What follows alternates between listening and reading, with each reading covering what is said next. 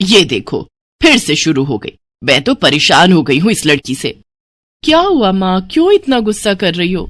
गुस्सा न करूं तो क्या करूं? हाँ, कब से आवाज लगा रही हूँ, लेकिन इन मैडम को एक बार में सुनाई कहाँ देता है। ओहो माँ, आप ही देखो ना, मैंने कितना सुंदर डिजाइन बनाया, बस इसी में ध्यान लगा था मेरा, शायद इसीलिए आपकी आवाज सुनाई नहीं दी होगी। अच्छा बताओ क्या काम है, मैं ये बाद में पूरा कर लूंगी। कुछ काम नहीं, खाने की थाली कब से लगा कर रखी है, अब महारानी को फुर्सत मिल गई हो तो चलकर खा लो। अच्छा खाना खाना है, अब आप शुरू करो, मैं बस 2 मिनट में आऊं। हाँ हाँ, पता है तेरे 2 मिनट। इतना कहकर हिना की माँ सुमित्रा गुस्से में वहां से चली गई और फिर खाने की मेज पर। अरे क्या हो गया, इतने गुस्से में क्यों हो भाग्यवान? अब आप ही समझा लीजिए अपनी लाडली को, मेरी तो एक नहीं सुनती। हाँ तो क्या हो गया, तुम पे ही तो गई है।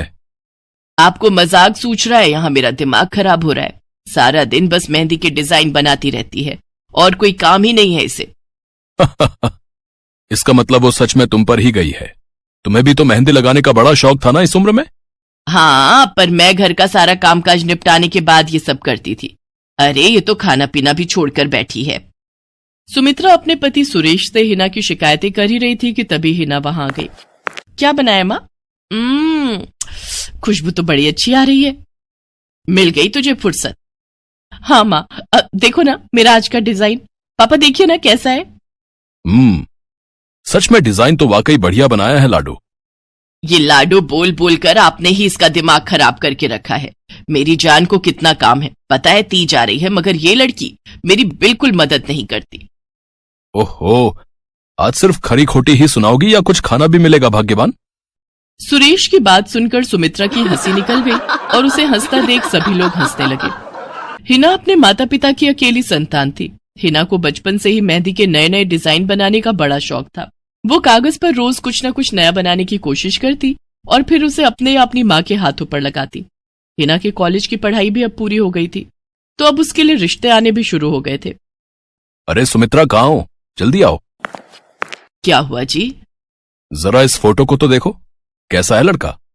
दिखने में तो बहुत ही बढ़िया है। हाँ, वो कानपुर वाले फूफा जी है ना, उन्होंने बताया है इस लड़के के बारे में। अपनी हिना के लिए कैसा रहेगा? लड़का काम क्या करता है और परिवार में कौन कौन है? फूफा जी बता रहे थे कि कानपुर में इनका अपना कारखाना है, वहां ये अपना दोने पत्तल और डिस्पोजल वगैरह बनाते हैं। ये अच्छा पैसा कमा लेता है, फूफा जी की रिश्तेदारी में है। हाँ, पर उससे पहले ये फोटो एक बार हिना को तो दिखा दो, उसे लड़का पसंद आ जाए तभी बात आगे बढ़ानी चाहिए ना। अरे हाँ, ये भी सही कह रही हो। लाडो, ओ लाडो, अरे कहाँ है बिटिया? सुरेश ने फौरन जाकर कमल की फोटो हिना को दिखाई तो हिना को भी कमल पसंद आ गया। उधर कमल को भी हिना पहली ही नजर में भाग गई और इस तरह से कुछ ही दिनों में कमल और हिना की शादी खूब धूमधाम से हो गई। शादी के बाद कमल और हिना अपनी गृहस्थी में बहुत खुश थे। फिर एक शाम। ये क्या लिख रही हो हिना? लिख नहीं रही हूँ, मेहंदी का डिजाइन बना रही हूँ। अच्छा, पर कागज पर क्यों? प्रैक्टिस तो रोज ही करनी होती है ना, तो इसीलिए कागज पर डिजाइन बनाती हूँ।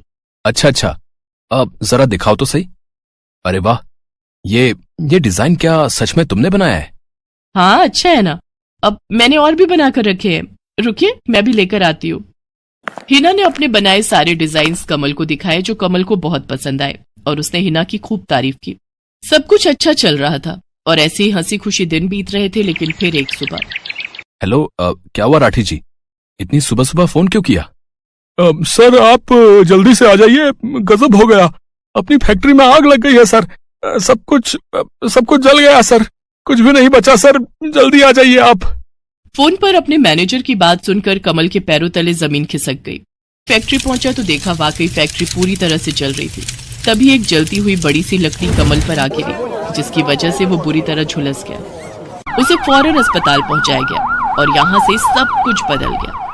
फैक्ट्री के काम को बढ़ाने के लिए कमल ने हाल ही में कई सारी नई मशीनें लोन पर खरीदी थी। मशीनें तो नहीं बची, लेकिन लोन चुकाने के चक्कर में पहले कमल की गाड़ी बिकी और फिर घर। मजबूर होकर कमल और हिना अब किराए के मकान में रहने लगे थे। फिलहाल कमल की हालत ऐसी नहीं थी कि वो कोई और काम कर सके। ऐसे में हिना ने घर चलाने का जिम्मा उठाया और वो घर घर जाकर औरतों के हाथों पर मेहंदी लगाने लगी। हालांकि इस काम से उसे बहुत कम पैसे ही मिल पा रहे थे, लेकिन हिना फिर भी पूरी मेहनत कर रही थी। क्या से क्या हो गया ना हिना, मैं किसी काम का नहीं रहा, हम बर्बाद हो गए। मैंने कहा था तुम्हें रानी बनाकर रखूंगा, मगर मेरे रहते हुए भी तुम्हें कितना संघर्ष करना पड़ रहा है। ऐसा क्यों कह रहे हैं आप बिल्कुल चिंता मत कीजिए, देखना धीरे धीरे सब ठीक हो जाएगा। हिना चाहती थी कि वो अपना एक पार्लर खोले, लेकिन फिलहाल ये मुमकिन नहीं था। मेहंदी लगाने का काम भी सीजन पर ही मिल पाता था, तो अब दिक्कत खाने पीने की भी होने लगी। ऐसे में हिना ने एक सेठ के घर मेड का काम करना शुरू कर दिया। और फिर एक दिन, सुन, तुझे कोई मेहंदी वाली पता है क्या? क्यों मैडम? अरे वो तीज आ रही है ना, तो मेहंदी लगवानी थी। हाँ, बाहर इतनी गर्मी है, अब ऐसे में कौन बाहर जाए, तो घर पर ही आकर कोई लगा दे तो बढ़िया रहेगा। अब हाँ मैडम, मैं बहुत अच्छी मेहंदी लगाती हूँ, आप मुझसे लगवा लो। ना ना ना, अगर खराब कर दी तो? तीज की पार्टी है मेरे यहाँ, मेहंदी तो बढ़िया ही लगवानी है मुझे। मैडम आप बिल्कुल चिंता मत कीजिए, और रुकिए, मैं अभी आपको कागज पर मेहंदी का डिजाइन बनाकर दिखाती हूँ, फिर आगे आप ही तय करना। इतना कहकर हिना ने फौरन एक कागज लिया और कुछ ही देर में उस पर एक बहुत ही सुंदर मेहंदी का डिजाइन बना दिया। और फिर, अरे वाह, ये तो सच में बहुत सुंदर है, बिल्कुल नया और बहुत ही खूबसूरत डिजाइन है। अब तू ये डिजाइन मेरे हाथ पर भी सेम टू सेम लगा देगी ना? हाँ मैडम, आप मुझ पर विश्वास कीजिए, मैं बचपन से ये करती आई हूँ। उस दिन हिना ने पूरे मन से अपनी मालकिन के दोनों हाथों पर मेहंदी लगाई। हिना ने जो डिजाइन बनाया था वो एकदम नया था और सुंदर भी। फिर अगले दिन, नमस्ते साहब, वो आपको कुछ? हाँ, मैं तुम्हारा ही इंतजार कर रहा था। ये कल शिवानी के हाथों पर तुम ही ने मेहंदी लगाई थी ना? जी साहब, मैंने ही लगाई थी। अब कोई गलती हो गई क्या मुझसे? नहीं, ऐसी कोई बात नहीं है, बस ये जानना था तुमसे कि मेहंदी का वो डिजाइन कहाँ से देखकर लगाया तुमने? कहीं से नहीं साहब, वो तो मैंने खुद से सोचा था, मैं कभी कहीं से देखकर डिजाइन नहीं बनाती। अच्छा, अगर ऐसा है तो जरा ये कागज और जरा इस पर एक मोर की थीम पर बेस्ड एक डिजाइन बनाकर दिखाओ, पर याद रहे डिजाइन बिल्कुल नया होना चाहिए। जी साहब, बस 2 मिनट दीजिए। हिना ने बस कुछ मिनटों के अंदर वो करके दिखा दिया, जिसे देखकर उसका मालिक साहिल मल्होत्रा हैरान रह गया। वाह, सच में कमाल है ये तो। अब तुमने डिजाइनिंग सीखी है क्या कहीं से? नहीं साहब, सीखी तो नहीं, लेकिन मुझे बचपन से ही शौक है मेहंदी लगाने का, तो बस इसीलिए। समझ गया। देखो हिना, तुम्हारा हुनर लाजवाब है और तुम्हें अपने इस हुनर को ऐसे बेकार नहीं जाने देना चाहिए। जी मतलब? तुम्हें पता है ना, मेरी फैक्ट्री में लेडीज कपड़ों के लिए कपड़ा बनता है, लेकिन काफी समय से मैं परेशान हूं क्योंकि सूट साड़ियों वगैरह के लिए मेरे पास नए डिजाइन की कमी पड़ गई है। लेकिन अब लगता है ये कमी नहीं रहेगी। बोलो, बतौर डिजाइनर मेरे लिए काम करोगी तुम? जी साहब, बिल्कुल करूंगी। ये हिना के लिए सपने के सच होने जैसा था। अब वो काम वाली बाई से एक डिजाइनर बन गई।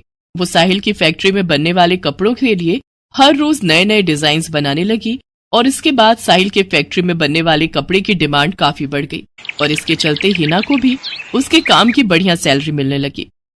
हिना अब अपनी कमाई से न सिर्फ अपना घर खर्च चलाने लगी, बल्कि उसने शहर के बढ़िया डॉक्टर से कमल का इलाज भी कराया, जिससे कमल बहुत जल्दी ठीक हो गया और उसने भी काम करना शुरू कर दिया। पर इस सब में पूरा 1 साल बीत गया और एक बार फिर से तीज का त्योहार आया। देखिए तो कैसी लग रही हूं मैं? बिल्कुल चांद जैसी लग रही हो। हिना ने नई हरे रंग की साड़ी पहनी हुई थी, जो उसने खुद डिजाइन की थी, और वाकई वो उसमें बहुत ही सुंदर लग रही थी। हिना, तुम सच में बहुत बहादुर हो। मैं तो उस हादसे के बाद उठकर खड़ा ही नहीं हो पाता, लेकिन तुमने सब कुछ ठीक कर दिया। तीज का ये त्योहार ही इसलिए है जी, मैं आपको कभी कुछ नहीं होने दूंगी।